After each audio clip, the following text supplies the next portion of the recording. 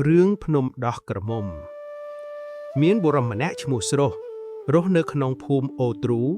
តែងតែធ្វើដំណើរជាញឹកញាប់ទៅលេងបងប្អូននៅភូមិត្រពាំងអំបិល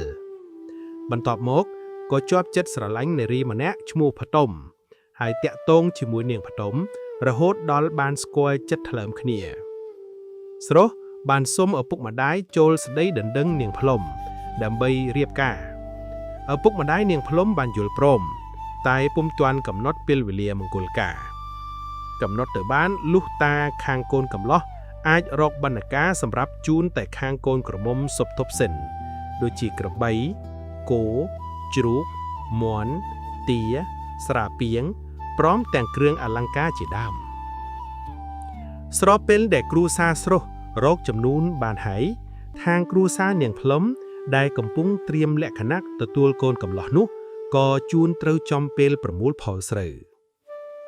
បើអ្នកស្រឡាញ់ចូលចិត្តស្ដាប់រឿងនិទានខ្មែរមុនចូលគេងសូមជួយគាំទ្រដោយចុច Subscribe ម្នាក់មួយផងដើម្បីឲ្យខ្ញុំបាទមានកម្លាំងបន្តនាំរឿងល្អៗមកជូនរៀងរាល់យប់សូមរីករាយស្ដាប់ដូចតទៅពិធីរៀបការទៅពន្យាពេលសិនដូច្នេះគេត្រូវរៀបពិធីសែនព្រលឹងស្រូវជាមុនព្រោះស្រូវដែលប្រមូលផលបានយកមកដាក់ក្នុងចង្រុកហើយមិនទាន់បានសែនมันអាចយកទៅបុកបរិភោគឬក៏ប្រើប្រាស់ក្នុងពិធីមង្គលការបានឡើយព្រោះអាចនឹងធ្វើឲ្យមានគ្រោះចោទដល់គូស្រករថ្មីថ្ងៃនេះគ្រួសារនាងភ្លុំរៀបចំសែនព្រលឹងស្រូវដើម្បីអំពាវនាវហៅព្រលឹងស្រូវដែលវង្វេងបាត់ក្នុងព្រៃដោយសត្វស៊ីបំផ្លាញឬដោយអ្នកថែរក្សាព្រៃភ្នំចាប់ខាត់ទុកពេលនោះឪពុកម្ដាយនាងភ្លុំឆ្ងល់យ៉ាងខ្លាំងព្រោះភ្លុំបានទៅដងទឹកយូរពេកមិនឃើញត្រឡប់មកវិញមនុស្សគ្រប់គ្នាស្រែកប្រគោកហៅគ្រប់ទិសទីហើយទៅរកដល់អណ្ដូងទឹកឃើញតែសះនិងឃ្លៀវសម្រាប់ដងទឹកហើយនឹងផ្ដិលធ្វើពីឃ្លៀវតែមិនឃើញនាងភ្លុំដំណឹងនេះធ្វើឲ្យស្រុះព្រួយចិត្តយ៉ាងខ្លាំងគេនៅតែបន្តព្យាយាមដើររកនាងជានិច្ចថ្ងៃមួយស្រុះទៅកាប់រស័យក្បែរភ្នំពីរគឺភ្នំមួយមានព្រលឹងលោកយាយជីហោថែរក្សានិងភ្នំមួយទៀតមានព្រលឹងលោកយាយចំហថែរក្សាពេលឃើញស្រុះជញ្ជូនរស័យមកដាក់ក្បែរអណ្ដូងទឹកលោកយាយទាំងពីរក៏ប្រាប់នាងភ្លុំឲ្យមកជួបគូដណ្ដឹងនាងភ្លុំរៀបរាប់ពីសេចក្តីនឹករលឹករបស់ខ្លួនចំពោះស្រុះនិងដំណើរជីវិតរបស់នាងក្នុងពេលបាត់ខ្លួននាងបញ្ជាក់ថាលោកយាយទាំងពីរខ្វាត់នាងឲ្យនៅជួយថែរក្សាទឹកដីម្ដុំនេះហើយនាងក៏បបួលស្រុះមករស់នៅជាមួយនាងដើម្បីកសាងសុភមង្គលជាមួយគ្នាស្រុះមិនបានបដិសេធសំណើនាងឡើយហេតុការណ៍បាត់ខ្លួនស្រុះបន្ទាប់ពីបាត់ខ្លួនម្ដងនេះធ្វើឲ្យមានការជ្រួលច្របល់ពេញភូមិដូច្នេះគេក៏នាំគ្នាប្រារព្ធពិធីបុណ្យស្រន់ក្រោយពីបុណ្យស្រន់រួចមិនឃើញមានមនុស្សបាត់ខ្លួនដទៃទៀតឡើយចូលដល់រដូវធ្វើចំការឪពុកម្ដាយស្រុះបានទៅធ្វើចំការនៅឯភ្នំជីហៅនិងភ្នំចំហហើយក៏បានជួបស្រុះនិងនាងភ្លុំអ្នកទាំងពីរបានរៀបរាប់ថាពួកយើងត្រូវនៅជួយថែរក្សាភូមិស្រុកម្ដុំនេះសូមកុំឲ្យពុកម៉ែបងប្អូនពិបាកចិត្តឡើយបើមានទុក្ខលំបាកសូមអ្នកទាំងអស់គ្នាធ្វើពិធីសែនព្រេនរំលឹកដល់ម្ចាស់ទឹកដីនិងបារមីភ្នំនេះនោះនឹងបានសេចក្តីសុខវិញម្យ៉ាងវិញទៀតលោកយាយទាំងពីរបានផ្ដាំថាចាប់ពីថ្ងៃនេះតទៅសូមឲ្យអ្នកស្រុកហៅភ្នំនេះថាភ្នំស្រុះភ្លុំវិញខ្ញុំសូមជម្រាបថាសពថ្ងៃយើងហៅភ្នំនោះភ្នំដោះក្រមុំគឺហៅតាមមន្ត្រីរាជការម្នាក់ដែលចោះទៅបំពេញបេសកកម្មរៀបចំដែនដីពិនិត្យតំបន់ក្បែរភ្នំនោះនៅចុងទសវត្សរ៍1950និងដើមទសវត្សរ៍1960ដើម្បីបង្កើតខេត្តថ្មីមួយទៀតគឺខេត្តមណ្ឌលគិរីទឹកដីនៃខេត្តនេះតាំងពីសម័យអាណានិគមបារាំងរហូតដល់ឆ្នាំ1961គេស្គាល់តំបន់នេះថាជាតំបន់ឆ្លងលើនៃស្រុកមួយក្នុងខេត្តក្រចេះការប្រសិទ្ធិនាមហៅថាភ្នំដោះក្រមុំគឺយោងតាមរូបរាងរបស់ភ្នំដែលមានសភាពដូចសដន់នារីក្រមុំព្រហ្មចារីកំពុងដេកផ្ងា ប្រសិនបើសម្លឹងមើលតាមបង្អោនយន្តហោះនឹងឃើញរាងភ្នំកាន់តែដូចបេះបិទបន្ទាប់មកឈ្មោះនេះក៏បានជ្រួតជ្រាបទៅដល់បងប្អូនខ្មែរនិងជនជាតិភ្នងដែលរស់នៅក្នុងខេត្តនេះដោយមានជំនឿយ៉ាងខ្លាំងលើភាពស័ក្តិសិទ្ធិរបស់ភ្នំនេះទាំងបងប្អូនខ្មែរនិងភ្នងដែលរស់នៅខេត្តមណ្ឌលគិរីគោរពបូជាភ្នំនេះយ៉ាងខ្លាំងដំបូងគេសង់ខ្ទមតូចមួយដាក់ដុំថ្មជានិមិត្តរូបក្រោយមកខ្ទមនោះត្រូវបានកែលម្អជាបន្តបន្ទាប់រហូតឈានដល់សង់ជារោងយ៉ាងមាំមួនហើយឆ្លាក់បដិមាធ្វើពីថ្មកែវយ៉ាងធំយកពីខេត្តពោធិ៍សាត់តម្កល់លើភ្នំនៅថ្ងៃទី30 ខែមិថុនាឆ្នាំ2004ដែលគេហៅថាលោកតាស្រុះភ្នំដោះក្រមុំភ្នំដោះក្រមុំគឺជាទីមនោរម្យដែលភ្ញៀវទេសចរតែងនាំគ្នាឡើងទៅទស្សនាទេសភាពដ៏ស្រស់ត្រកាលនៃទីរួមខេត្តស្រូបយកខ្យល់អាកាសដ៏ត្រជាក់គួរឲ្យចាប់អារម្មណ៍ព្រមទាំងធ្វើកិច្ចគោរពបូជាចំពោះវត្ថុស័ក្តិសិទ្ធិនៃទីនោះផង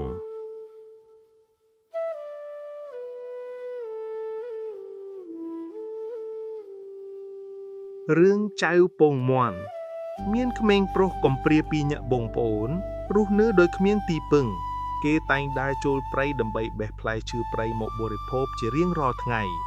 ប្អូនមានរូបរាងតូចមិនឡើងធំសោះព្រោះគេបាក់ទឹកដោះដោយម្ដាយបានស្លាប់ចោលតាំងពីកើតមកបាន7ថ្ងៃម្លេះ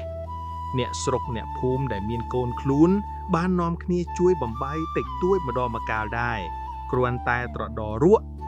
ដោយសារគេនៅតែមានរូបរាងតូចដូច្នោះហើយបានជាគេនាំគ្នាហៅថាចៅពងមាន់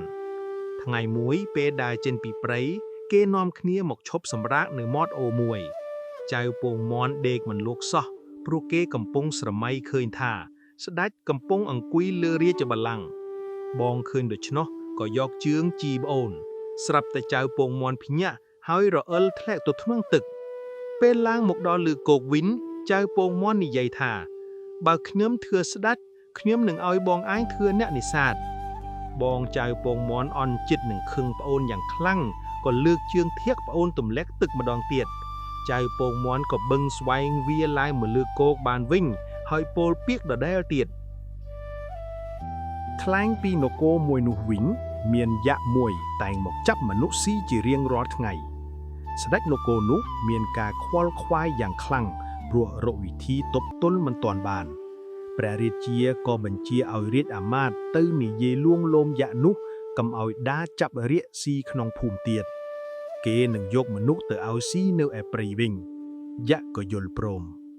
ពេលកំឡងយូរទៅហើយស្ដេចនៅតែរកវិធីដោះស្រាយសម្រាប់យក្សមិនទាន់បានថ្ងៃមួយយក្សទាមទារសុំព្រះរាជបុត្រីពៅរបស់ស្ដេចរែងឈឺចាប់តែមិនអាចដោះស្រាយបានក៏ឲ្យគេសែងអង្រឹងដាក់កូនដោយមានប្រគំភ្លេងកំដរទូងស្គរផ្អើលអស់មនុស្សក្នុងនគរចំណែកចៅពងមាន់បានឮស្គរក៏លួចរត់ចូលទៅពួនក្នុងស្គរដែលគេដាក់តម្កល់លើជើងឈើនៅឯព្រៃហើយរងចាំមើលហេតុការណ៍នៅពេលគេដង្ហែទៅដល់ព្រៃចៅពងមាន់ឃើញអ្នកដង្ហែនាំគ្នារត់យកតែជីវិតព្រោះឮសន្ធឹកខ្យល់យក្សហោះមកឯចៅពងមាន់ដែលកំពុងពួនក្នុងស្គរបានឃើញយក្សធំហើយមានសក់វែងព្រមទាំងមានពុកមាត់ពុកចង្ការវែងធ្លាក់ដល់ដីចៅពងមាន់ក៏លោបចេញពីស្គរហើយចាប់ពុកមាត់ពុកចង្ការយក្សចងគួចនឹងសសរស្គររួចស្រែកគំរាមយក្សរកមនុស្សមិនឃើញសោះឮតែសំឡេងគំរាមក៏កើតចិត្តភិតភ័យយក្សនិយាយថាលោកម្ចាស់អើយកុំធ្វើបាបខ្ញុំចាំខ្ញុំជូនកន្សែងបក់កន្សែងបោយខ្សែចងដំបងវាយនិងឆ្នាំងដាំឆ្អិនឯងយក្សក៏ដាក់របស់ទាំងអស់នោះនៅជិតស្គរហើយបឹងស្រាយពុកមាត់ពុកចង្ការរួចហោះចេញបាត់ទៅចាប់ពីថ្ងៃនោះមកយក្សក៏លែងហ៊ានទន្ទ្រានចាប់មនុស្សស៊ីទៀតដែរស្ដេចត្រេកអរណាស់បានឲ្យគេនាំចៅពងមាន់និងបងប្រុសមករស់នៅក្នុងវាំងជារៀងរហូតថ្លែងពីចៅពងមាន់ពេលមករស់នៅក្នុងវាំងបានបរិភោគគ្រប់គ្រាន់ក៏ស្រាប់តែធំឡើងដូចគេឯងដោយសារចៅពងមាន់ជាក្មេងឆ្លាតនិងក្លាហានហ៊ានប្រឈមមុខជាមួយយក្សព្រះមហាក្សត្រក៏សពប្រតិយលើកព្រះនាងពៅឲ្យទៅចៅពងមាន់បន្ទាប់មកព្រះរាជាដែលគ្មានបុត្រសោះ ក៏បានរៀបអភិសេកចៅពងមាន់និងព្រះនាងពៅឲ្យឡើងគង់រាជពេលបានឡើងសោយរាជហើយចៅពងមាន់បានរក្សាពាក្យសច្ចៈដោយតែងតាំងបងប្រុសឲ្យធ្វើជាអ្នកនេសាទទៅរៀងទៅ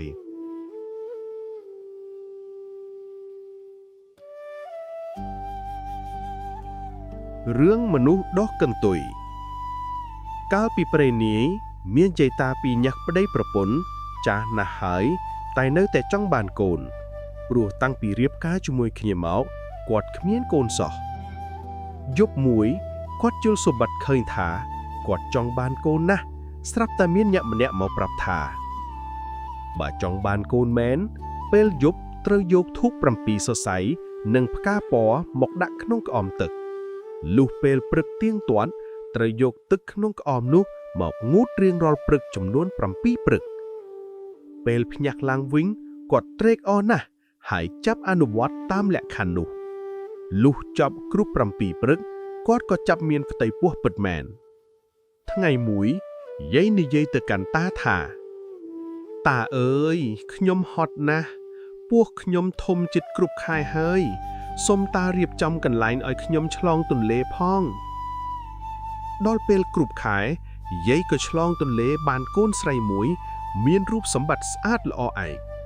តែគួរឲ្យអាណិតណាស់កូននោះមានដុសកន្ទុយគាត់ដាក់ឈ្មោះថាបាំងពេលបាំងកាន់តែធំឡើងកន្ទុយនោះកាន់តែវែងនិងមានរោមដុសវែងយាយតាគិតថាបើទុកយូរទៅប្រហែលជាคล้ายទៅជាសត្វស្វាដូច្នេះគួរយកទៅទុកក្នុងព្រៃជាមួយស្វាព្រឹកស្អែកឡើងគាត់ដាំបាយវែកជាកញ្ចប់ទុកឲ្យបាំងហើយនាំទៅព្រៃទៅដល់ទីនោះគាត់ប្រាប់កូនថាកូននៅចាំម៉ែពុកនៅទីនេះសិនម៉ែពុកទៅកាប់ផ្ដៅហើយគាត់ទាំងពីរក៏ចាកចេញពីកូនដើរបានបន្តិចគាត់ជួបសត្វដំរីក៏ផ្ដាំថាបើកូនខ្ញុំហៅសូមដំរីឯងទាញផ្ដៃឲ្យលឺផងបន្តទៅទៀតជួបសត្វត្រសែកក៏ផ្ដាំថាបើកូនខ្ញុំហៅសូមអ្នកគាស់ថ្មឲ្យលឺប៉កប៉កបន្តទៅទៀតជួបសត្វមៀមក៏ផ្ដាំថាបើកូនខ្ញុំហៅសូមអ្នកឆ្លើយថាគូកចំណែកបាំងចាំម៉ែពុកយូរពេកក៏ឃ្លានបាយពេលបើកញ្ចប់បាយមើលឃើញមានតែកន្តុកលាយអង្ករមួយគ្រាប់ប៉ុណ្ណោះបាំងស្រក់ទឹកភ្នែកដឹងថាម៉ែពុកយកខ្លួនមកបក់បង់ចោលហើយ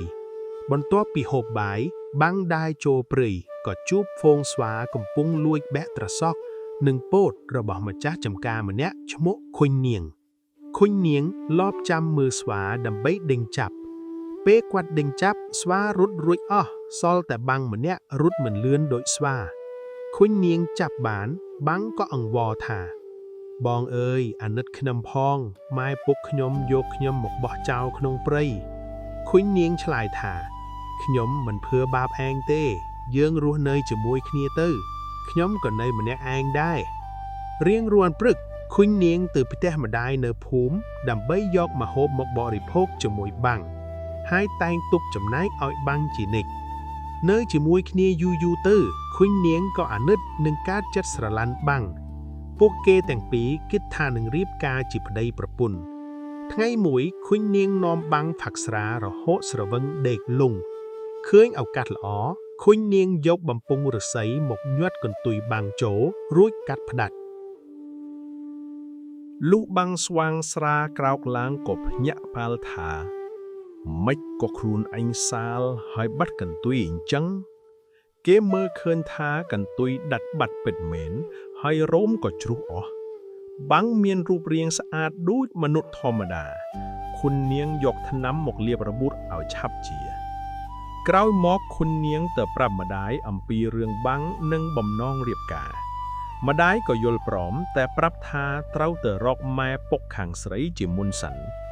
បាំងក៏ដើរទៅភូមិកំណើតហើយប្រាប់ម្ដាយថាខ្ញុំជាកូនរបស់ម៉ែម្ដាយមិនជឿព្រោះបាំងមានរូបសម្បត្តិស្អាតហើយគ្មានកន្ទុយទៀតបាំងយកពងមាន់មួយមកហើយនិយាយថាបើពងមាន់នេះមិនញាស់ទេខ្ញុំមិនមែនជាកូនម៉ែឡើយលុះក្រោយមកពងមាន់នោះក៏ញាស់ពិតមែនម្ដាយលើកដៃសំពាក់ហើយច្របាច់ដោះ ស្រាប់តែមានទឹកដោះហូរចេញបាញ់ចូលមាត់បាំងម្ដាយយំសោកបោកខ្លួនរហូតសន្លប់ពេលដឹងខ្លួនឡើងវិញម្ដាយសួរថាកូនអើយឥឡូវកូនរស់នៅឯណាកូនត្រឡប់មករកម៉ែឪវិញយ៉ាងនេះម៉ែខ្មាស់កូនណាស់ ម៉ែឪកុំខ្មាសអីខ្ញុំត្រូវរៀបការប្តីបើខ្ញុំគ្មានម៉ែឪទៅការទេខ្ញុំនឹងខ្មាសអូសញាតិមិត្តពេលនិយាយត្រូវរៅគ្នាហើយយាយនឹងតានាំគ្នាដើរកាត់ព្រៃឆ្លងអូយ៉ាងយូរទៅដល់ផ្ទះខាងប្រុសបន្ទាប់មកញាតិសន្តានទាំងពីរខាងបានមកជួបជុំគ្នាដើម្បីរៀបចំពិធីមង្គលការញាក់ទាំងពីរទៅតាមប្រពៃណីយ៉ាងอึកទทึកក្រោយពេលរៀបមង្គលការហើយគេរស់នៅជាមួយគ្នាបកប្រដោយសេចក្តីសុខសប្បាយជារៀងរហូត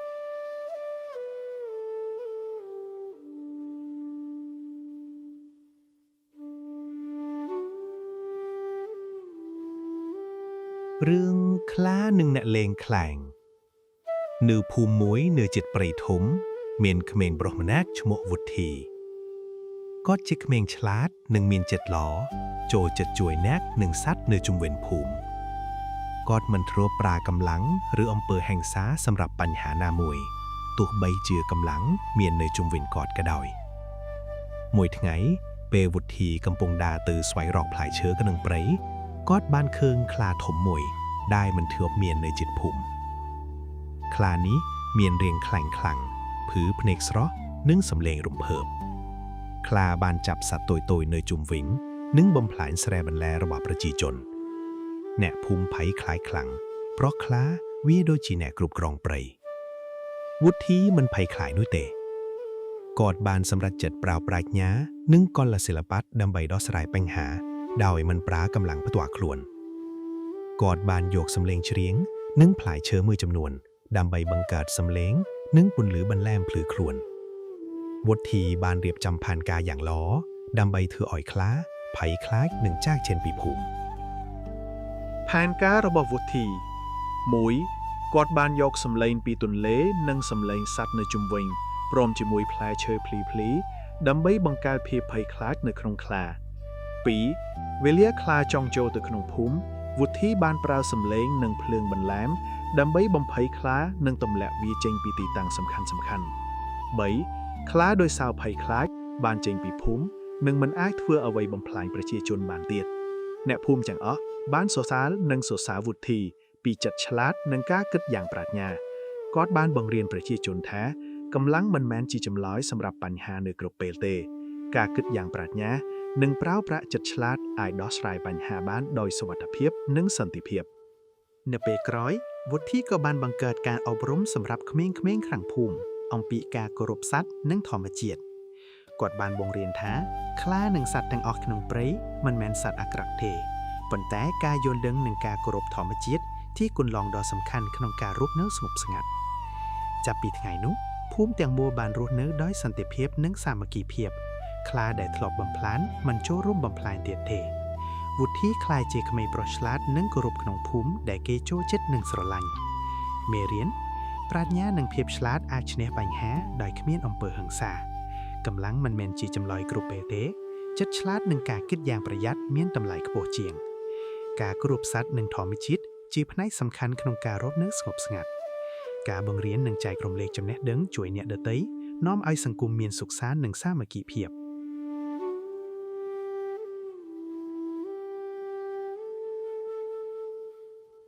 រឿងបងប្អូន3នាក់និងផែនទីកំណាប់នៅភូមិមួយនៅជិតទន្លេនិងព្រៃធំមានបងប្អូន3នាក់រស់នៅជាមួយគ្រួសារ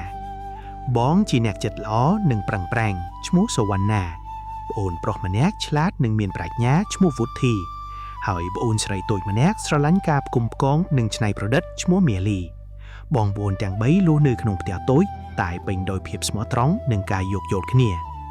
មួយថ្ងៃពេលបងប្អូនកំពុងជួសជុលផ្ទះនិងធ្វើស្រែព្រៃពួកគេបានឃើញផែនទីចាស់ដែលបានចាក់នៅក្នុងប្រអប់ក្រដាសតូចៗផែនទីនេះបង្ហាញទីតាំងរបស់សម្បត្តិនិងអំណោយសំខាន់ដែលត្រូវបានលាក់នៅក្នុងព្រៃបងប្អូនទាំង3មានការភ្ញាក់ផ្អើលនិងរំភើបចិត្តសុវណ្ណាវុទ្ធីនិងមេលីបានសម្រេចចិត្តធ្វើដំណើរដើម្បីស្វែងរកកំណប់ពួកគេនាំគ្នាចូលទៅក្នុងព្រៃជាមួយអាវុធសាមញ្ញនិងសម្ភារៈត្រឹមត្រូវ ពេលធ្វើដំណើរពួកគេបានប្រឈមមុខនឹងភាពរងំនិងការលំបាកមួយការឆ្លងតាមទន្លេច្របាច់បងប្អូនត្រូវសហការជាមួយគ្នាដើម្បីផលិតស្ពានធ្វើពីដើមឈើនិងខ្សែដើម្បីឆ្លងទន្លេ2ការឆ្លងតាមភ្នំកោងពួកគេប្រឈមនឹងជើងភ្នំរឹងមាំនិងថ្មរអិល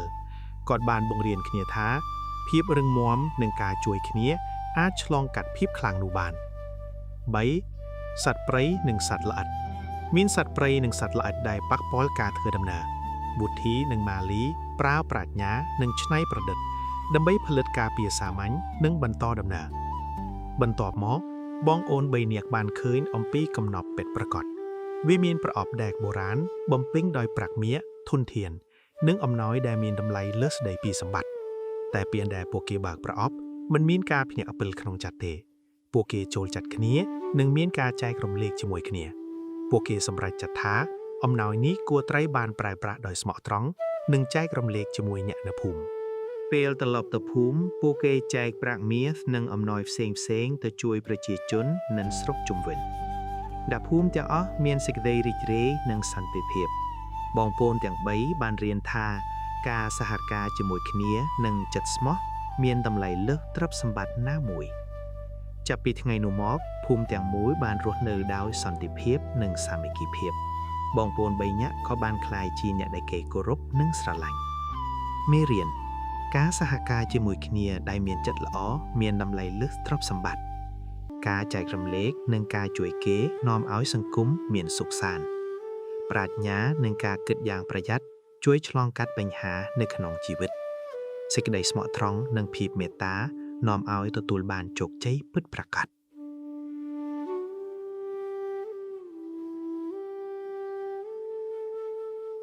រឿងត្រីមាសនិយាយបាននៅភូមិមួយតូចមួយដែលនៅក្បែរទន្លេមានក្មេងប្រុសម្នាក់ឈ្មោះវណ្ណៈគាត់ជាក្មេងមានចិត្តល្អ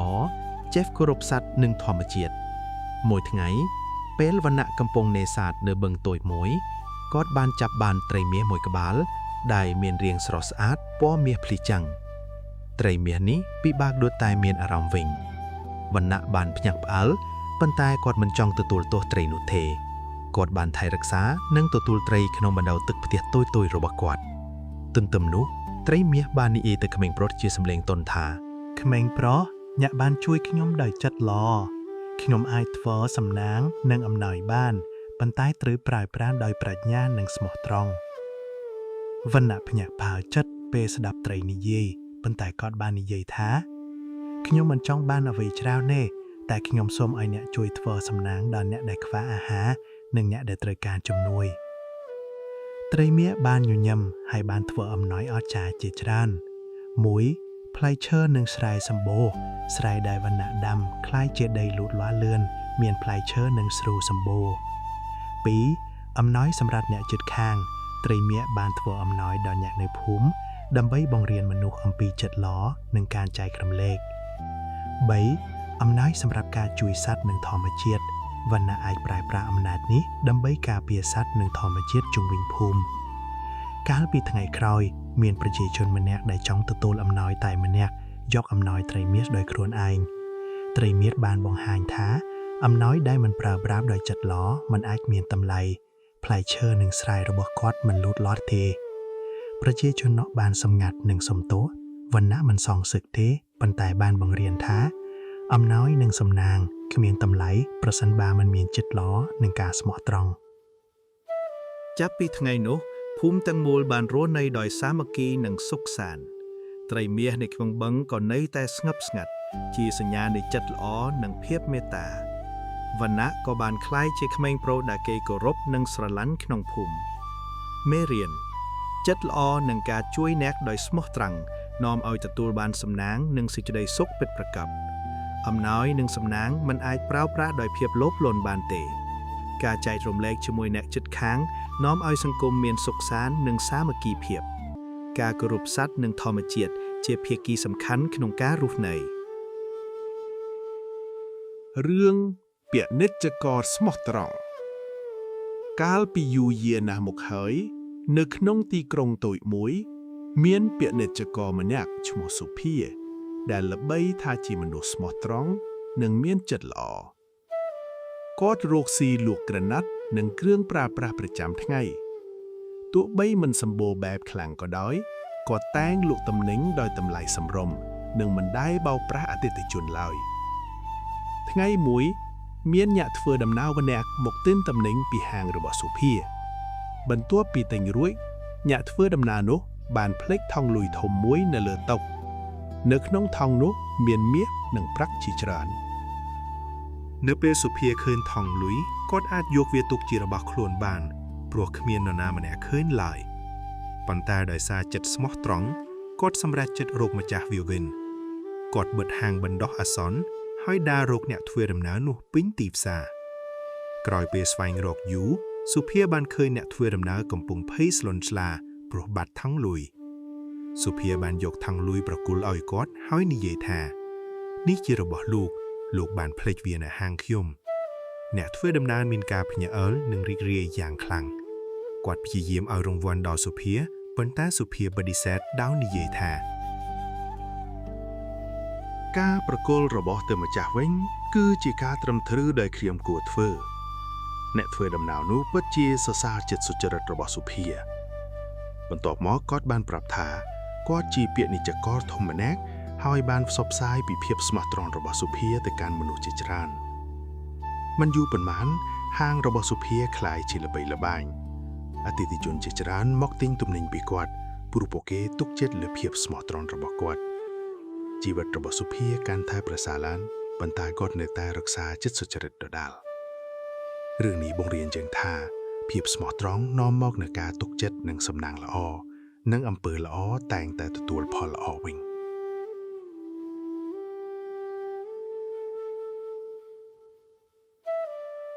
រឿងអណ្ដើកមាសកាលពីយូរយារណាស់មកហើយនៅក្នុងភូមិតូចមួយក្បែរបឹងធំមានកសិករក្រីក្រម្នាក់រស់នៅជាមួយប្រពន្ធពួកគេរស់នៅដោយការនេសាទនិងដាំដំណាំតិចតួចទោះជាជីវិតលំបាកក៏ដោយប្តីប្រពន្ធនេះមានចិត្តល្អនិងមិនដែលធ្វើអំពើអាក្រក់ចំពោះអ្នកណាឡើយថ្ងៃមួយខណៈពេលកសិករកំពុងដាក់សំណាញ់នេសាទក្នុងបឹងគាត់បានចាប់បានអណ្ដើកមួយក្បាលដែលមានសម្បកភ្លឺចែងចាំងដូចមាសគាត់ភ្ញាក់ផ្អើលយ៉ាងខ្លាំងនៅពេលគាត់កាន់វាឡើងអណ្ដើកនោះបាននិយាយដោយសំឡេងទន់ភ្លន់ថាសូមអនុគ្រោះដោះលែងខ្ញុំទៅប្រសិនបើអ្នកមានចិត្តមេត្តាខ្ញុំនឹងតបស្នងអ្នកវិញកសិករមើលអណ្ដើកមាសដោយការអាណិតហើយដោយមិនស្ទើកស្ទើរគាត់បានដោះលែងវាត្រឡប់ទៅក្នុងទឹកគាត់មិនរំពឹងរង្វាន់អីឡើយគាត់គ្រាន់តែធ្វើដោយចិត្តល្អយប់នោះខណៈពេលប្តីប្រពន្ធកំពុងដេកលក់ពន្លឺមាសមួយបានភ្លឺឡើងក្នុងផ្ទះអណ្ដើកមាសបានលេចឡើងហើយប្រាប់ថាដោយសារចិត្តមេត្តារបស់អ្នកខ្ញុំនឹងប្រទានពរឲ្យគ្រួសាររបស់អ្នកមានជីវិតប្រសើរឡើងព្រឹកថ្ងៃបន្ទាប់ប្តីប្រពន្ធបានឃើញថាស្រែរបស់ពួកគេក្លាយជាសម្បូរបែបដំណាំលូតលាស់លឿននិងមានផលច្រើនជាងមុនពួកគេរស់នៅដោយសុខសាន្តនិងមិនភ្លេចចែករំលែកអាហារជាមួយអ្នកជិតខាងម្នាក់ដែលលោភលន់បានដឹងរឿងនេះគាត់ចង់បានសំណាងដូចគ្នាក៏ត្រឡប់អណ្ដើកមាសក្នុងបឹងនៅពេលគាត់ចាប់បានវា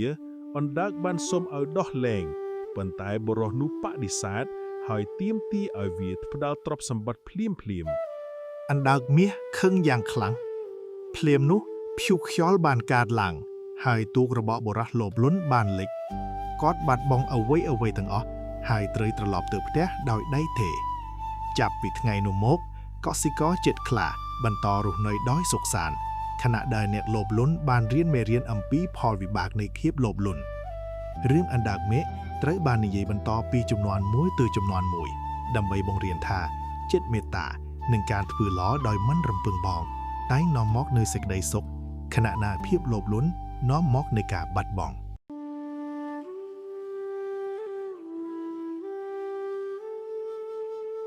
រឿងក្មេងកំព្រានិងវិញ្ញាណព្រៃ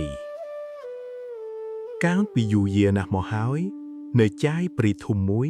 មានក្មេងប្រុសកំព្រាម្នាក់រស់នៅតែម្នាក់ឯងក្នុងខ្ទមតូចចាស់មួយគាត់គ្មានឪពុកម្ដាយ និងគ្មានអ្នកថែរក្សារាល់ថ្ងៃគាត់ចូលព្រៃរកឈើផ្លែឈើនិងរុក្ខជាតិដើម្បីរស់នៅទោះបីជាជីវិតពិបាកក៏ដោយ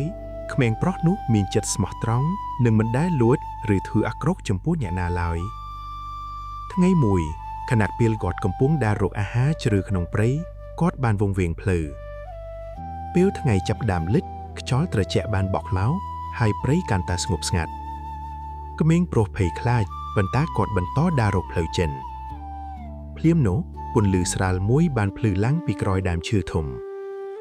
វិញ្ញាណព្រៃមួយបានលេចឡើងក្នុងរូបរាងភ្លឺថ្លាវាបាននិយាយដោយសំឡេងស្ងប់ស្ងាត់ថាក្មេងតូចអ្នកមកធ្វើអ្វីក្នុងព្រៃរបស់ខ្ញុំក្មេងប្រុសញ័រខ្លាចប៉ុន្តែឆ្លើយដោយស្មោះថាខ្ញុំវង្វេងផ្លូវហើយគ្រាន់តែចង់រកផ្លូវត្រឡប់ទៅផ្ទះខ្ញុំមិនមានបំណងធ្វើអាក្រក់ឡើយវិញ្ញាណព្រៃចង់សាកល្បងចិត្តរបស់គាត់វាបានបង្ហាញមាសនិងគ្រឿងអលង្ការជាច្រើនហើយនិយាយថាបើអ្នកចង់អ្នកអាចយកទ្រព្យទាំងនេះបានក្មេងប្រុសសម្លឹងមើលទ្រព្យទាំងនោះប៉ុន្តែញ័រក្បាលខ្ញុំមិនត្រូវការទ្រព្យទេខ្ញុំគ្រាន់តែចង់បានអាហារបន្តិចនិងផ្លូវត្រឡប់ទៅផ្ទះប៉ុណ្ណោះវិញ្ញាណព្រៃញញឹមដោយពេញចិត្តអ្នកមានចិត្តបរិសុទ្ធនិងមិនលោភលន់ខ្ញុំនឹងជួយអ្នកវានិយាយភ្លាមនោះវិញ្ញាណបាននាំក្មេងប្រុសត្រឡប់ទៅខ្ទមរបស់គាត់ហើយប្រទានពរឲ្យដីជុំវិញខ្ទមคล้ายជាសម្បូរបែបចាប់ពីថ្ងៃនោះមកក្មេងប្រុសមានអាហារគ្រប់គ្រាន់និងរស់នៅដោយសុខសាន្តគាត់មិនភ្លេចចែករំលែកអ្វីដែលគាត់មានជាមួយអ្នកដទៃឡើយរឿងនេះត្រូវបាននិយាយបន្តពីជំនាន់មួយទៅជំនាន់មួយដើម្បីបង្រៀនថាភាពស្មោះត្រង់ចិត្តបរិសុទ្ធនិងការមិនលោភលន់នាំមកនូវពរជ័យនិងសេចក្តីសុខក្នុងជីវិតរឿងចៅក្រមឆ្លាតកាលពីយូរយារណាស់មកហើយនៅក្នុងភូមិមួយមានចៅក្រមម្នាក់ល្បីឈ្មោះថាជាមនុស្សឆ្លាតនិងយុត្តិធម៌អ្នកភូមិទាំងអស់គោរពគាត់ព្រោះគាត់តែងតែដោះស្រាយវិវាទដោយប្រាជ្ញានិងមិនលំអៀងទៅខាងណាមួយឡើយថ្ងៃមួយមានបុរសពីរនាក់មកប្តឹងគ្នានៅមុខចៅក្រមពួកគេទាំងពីរអះអាងថាកូនគោមួយក្បាលជារបស់ខ្លួនបុរសទីមួយនិយាយថាខ្ញុំបានចិញ្ចឹមកូនគោនេះតាំងពីវាទូចវាជារបស់ខ្ញុំបុរសទីពីរប្រកែកវិញថាមិនពិតទេខ្ញុំទិញវាពីទីផ្សារគាត់កំពុងព្យាយាមលួចរបស់ខ្ញុំចៅក្រមស្ដាប់ពួកគេទាំងពីរយ៉ាងស្ងប់ស្ងាត់គាត់គិតមួយសន្ទុះហើយនិយាយថាបើដូច្នេះយើងនឹងសាកល្បងមួយដើម្បីដឹងថាកូនគោជារបស់នរណាពិតប្រាកដចៅក្រមបញ្ជាឲ្យនាំកូនគោទៅដាក់នៅចំកណ្ដាលវាលហើយឲ្យបុរសទាំងពីរឈរនៅពីជ្រុងឆ្ងាយៗបន្ទាប់មកគាត់ប្រាប់ពួកគេឲ្យហៅកូនគោមករកខ្លួនបុរសទីមួយហៅដោយសំឡេងទន់ភ្លន់និងស្គាល់សត្វយ៉ាងច្បាស់កូនគោឮហើយរត់ទៅរកគាត់ភ្លាម